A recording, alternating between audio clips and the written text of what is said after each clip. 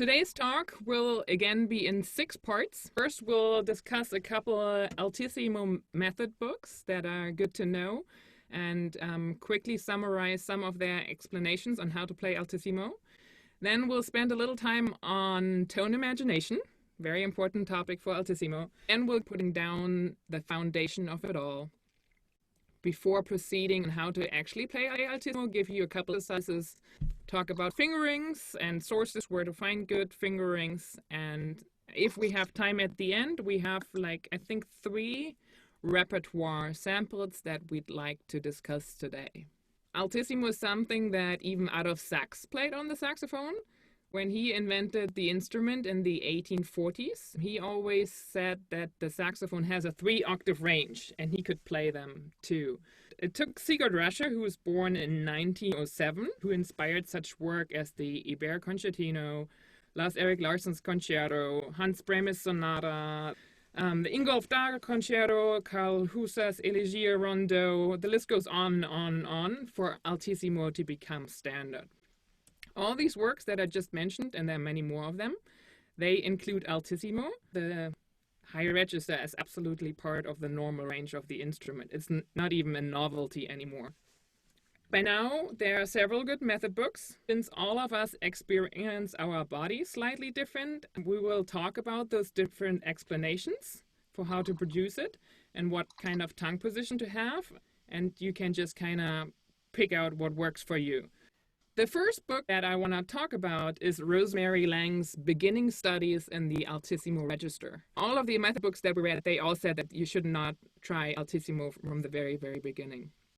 She says, in order to produce ALTISSIMO, point the airstream downward.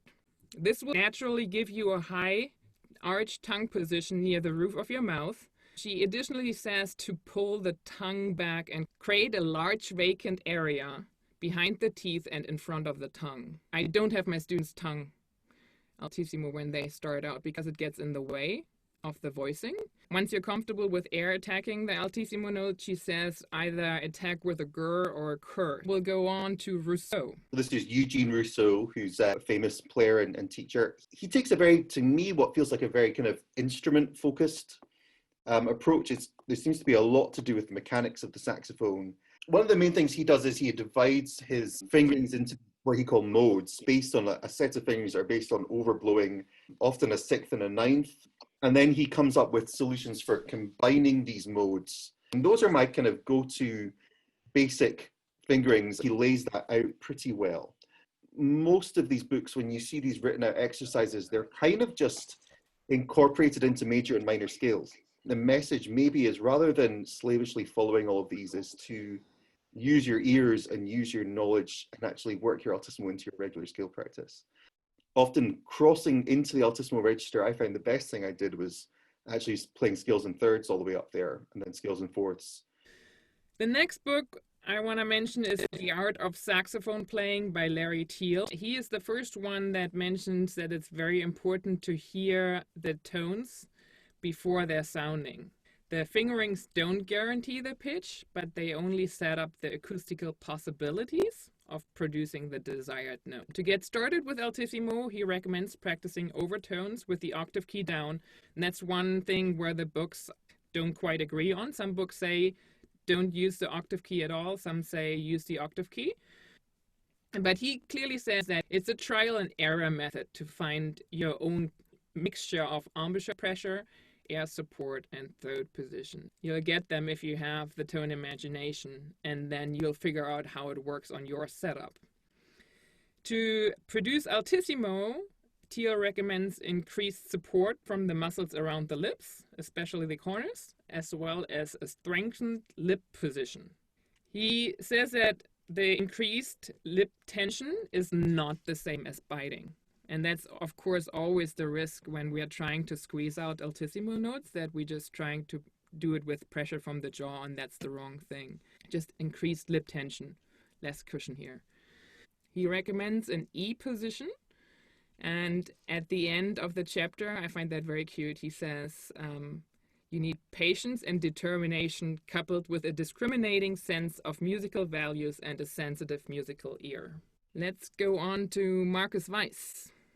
Cool. So just a quick one. This is not really an altissimo focused book. This is from Techniques of Saxophone Playing by Marcus Weiss. A really important book, particularly if you're playing contemporary music. He writes a bit about altissimo, but he knows he's kind of building on the backs of Sigurd Ruscher and Rousseau and Donald Sinta. So he doesn't go into too much detail, but this is really helpful because he has the fundamental, or the lower note, then the sixth and the ninth, and those three successive staves there.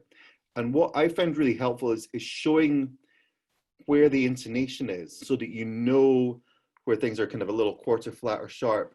And it really helped me when I was practicing from this, put them where they wanted to go rather than sort of trying to tune them as such. It kind of gave me a little insight into the sensation of where those harmonics sit. So this is Donald Sinta. He was the one of the kind of grandfathers of American saxophone playing. For me, if you're going to have two altissimo method books, I would have Ruscher and I would have Sinta. He really goes into this kind of experiential, like physical experiential place. He does a really good job, I think, of sort of describing just explicitly enough to let you kind of get into it, but it's all about where one feels it in the oral cavity. Some of the exercises from this that have been really big for me, this is after his first few initial ones. He talks about whistling and feeling tongue position and so on. And then he has you play, you can see there we're going from an F to an E to an E flat and so on, playing that on the front F fingering, and then using your voicing, which means really the tongue position and the soft palate position. You've heard me on these things, I love talking about the soft palate, that for me is quite key. And moving, making that interval wider and wider and wider. And really that taps into what we've been talking about. These fingerings just kind of give you a possibility about where you're going to place the note. And it's all to do with control. What he does is then he builds a number of exercises based off of overblowing from the fundamentals. What you can see, it's just the beginnings of major scales, but played as harmonics off of our lower notes. As we've talked about with everything in these series of talks, and we'll say it again, playing it with tuning drones is especially helpful because you can hear where the major scale is going. You can see there we've got whole one octave major scales based off playing just a different series of fundamentals at the bottom of the instrument. And so what you're learning is you're connecting your ear to then creating the voicing to take those things up. And this, once you get your altissimo fingering sorted, that's the sensation. Yana, you're on the man himself. Yes. Top tones for the saxophone. This book, if you don't know it, which is the Ruscher Reader, which you can order directly from the library at Fredonia at the State University of New York. This is a book of all the writings that Sigurd Ruscher has done in his life. This book does not give you a lot of information on how to achieve altissimo if you don't think for yourself. However, if you read the foreword and you read all the text carefully, everything that you actually need to know in there. The exercises on the previous pages are actually designed to develop the inner ear, a flexible embouchure, and a control airflow. And if you want to see the first page, it's terrace dynamics. But actually, for anybody that's tried to practice terrace dynamics with a drone underneath, they are actually quite hard to keep the pitch the same. You know, if you don't look at your intonation, then they are pretty easy to do. He says, a vivid tone imagination in the lower 2.5 registers is as important as in the higher register. Intonation, tone quality, musicianship, and artistry are all part of the act of projection of an inner reality into the outer reality of acoustics. Without that, I cannot share my inner experience with the listener. The projection must be concise and clear. That can be learned. But in the foreword to the second edition, which is also in the front, on the other hand, the student who realizes that mind, which is the concept, and body, embouchure and fingering, must work together will in due course succeed. We too often underestimate the power of the active mind. And then he says, you know, like if you just have a developed embouchure, then it will respond to your tone imagination below the level of consciousness. You don't need to practice altissimo, but you have to practice pages 6 to 10 and your overtones and so on until your muscles and your embouchure and the flexibility are developed enough for you to tone imagination the overtones and then take that whole concept onto the altissimo. And you said vivid imagination. You're unable to render music in a convincing manner without a precise concept of music to be produced. And Ruscher makes that pretty clear in the Ruscher Reader. How can you play a newly composed piece of music that nobody has ever played before, which we often do as saxophonists, if you can't imagine what you think it's supposed to sound like? So tone imagination is just so much more than just one step on the way to overtones and altissimo. And Russia says that in order to develop tone imagination, you have to be able to sing everything that you're playing. And it's not important that you sing it beautifully, but rather that the intervals and the expression are correct. When I started taking lessons, Bruce Weinberger from the Russia Quartet, he made me sing everything. He gave me 2 very, very good exercises that I hated a lot in the beginning. He made me sing every starting pitch of every phrase that I was supposed to play. But over time, you get better at it, and you remember the pitches, and with remembering the pitches, your tone imagination gets better. The second exercise that he had me do was I would play for him, and he would randomly stop. And then I would sing the next pitch. There's also in the Top Tones book, there's an exercise to that where you have to imagine the next pitch before you are allowed to move on to the next pitch. That's also a very good exercise. I'll try and add in some of that when I'm doing my interval scales. If I'm going to practice them slowly, again with the drone, maybe trying to practice how I connect through and use my ear, then I'll keep my ears going as well and try and sing ahead. The next chapter of whistling and overtones and the foundation of it all, the tongue movement that you're doing while whistling, that's the same that you need to do when you want to play overtones or when you want to play altissimo. It's not going to be wildly different from what you do in the rest of the saxophone.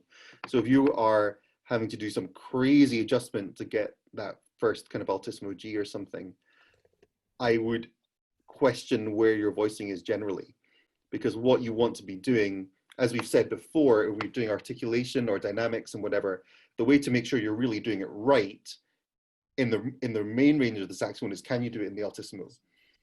A lot of the exercises that we talked about in the last 2 sessions, and you can check those out on YouTube, they are the same that apply here. You need to do your tone bending exercises. You need to practice your melodies just on the mouthpiece. You need to practice your neck overtones, your overblowing exercises. And when you do all those exercises, then eventually it will happen. To get into playing overtones, Russia recommends playing a C major scale and starting in the middle, and then not playing the 4th pitch, but singing the 4th pitch, which is the F, which is also your first overtone on the low B flat. Playing overtones is not just an embouchure training, but it's also an ear training exercise. So with practicing overtones, you also practice your tone imagination. And don't give up, and don't think that you can't do it. Never, ever tell them that F or F sharp is the highest note on the saxophone. Because if they don't know that that's the highest note, they will just keep playing. When you want to go on towards the altissimo, playing your front fingerings is very crucial. They are kind of just the bridge into the altissimo. At the beginning, don't practice altissimo with the tonguing. Figure out the voicing first, and then eventually add the tonguing back in. A good intro to tonguing altissimo is to use that sort of cheaty G fingering, which some people call crunch. So rather than playing with the front F key, play like a long D flat, and then you vent it with your high F sharp key, and then also have your side D flat. So 1, 4, lead into side D flat, and then vent with what they call C5, your high F sharp.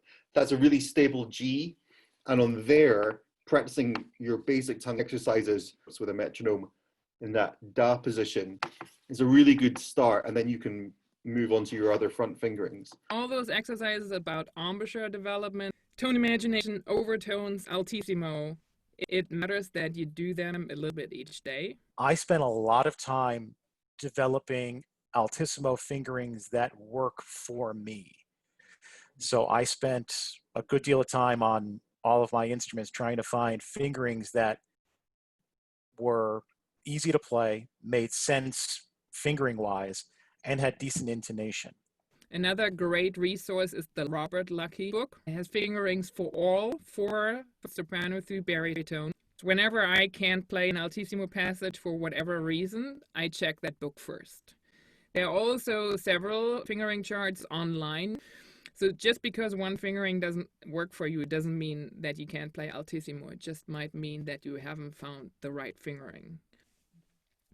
One of the other things I would sort of put in at the end as maybe an extension project for those of you that have got some altissimo going. I did the furlings and play them all up an octave. So you have a shed load of altissimo resources already just by octave transposition. And this kind of goes to what Brian was saying in terms of having realistic patterns that match music that you may play. The reason furlings were really good was they're supertonal, so you have to be able to be imagining the tones and hearing the tones. Again, I practice with tuning drones. There's lots of major minor scale patterns, there's arpeggios, and there's also moments where you have to find a solution. That you've got to play a turn, you've got to play a trill, you've got to find a way to do a jump. And so you've got to find these real world solutions because you can't jump to that in time and you can't switch something. I really learned to kind of use the altissimo register and I learned to hear it. And so for those of you that are starting to kind of control altissimo a bit, I would really recommend that as a wee project.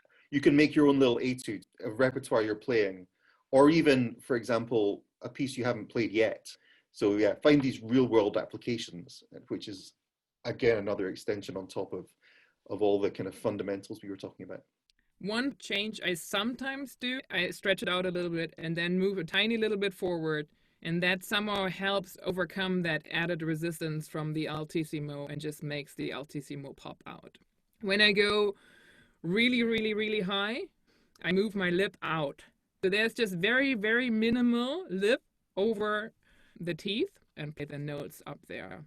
The next high notes, you just put your teeth on the reed. Our next Detmold Saxophone talk will take place on December 12th, and we will be talking about all things articulation.